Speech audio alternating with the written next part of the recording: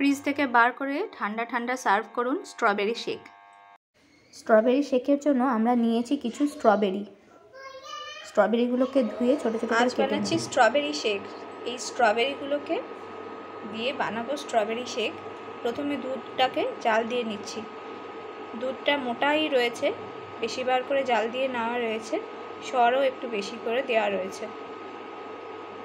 দুধে উঠিয়ে রাখা সরগুলোকে দিয়ে আমি ফোটাচ্ছি। ফোটানো দুধের সরগুলো আমি নিয়ে নিচ্ছি।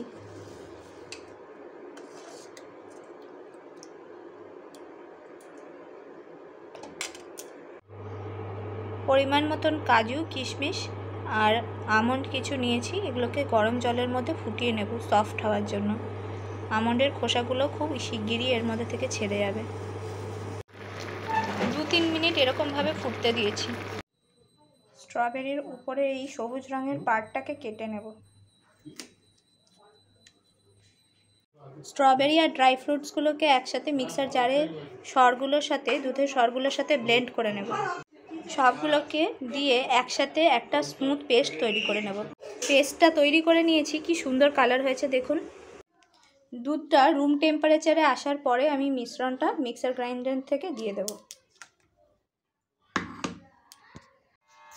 বাবা ডায়াবেটিসের পেশেন্ট বলে সব শেষে সুগার ফ্রিটা অ্যাড করলাম। আমাদেরগুলোতে চিনি পরিমাণ মতন চিনি দিয়ে সার্ভ করব। আমাদেরটাতে পরিমাণ মতন চিনি অ্যাড করে দিচ্ছি।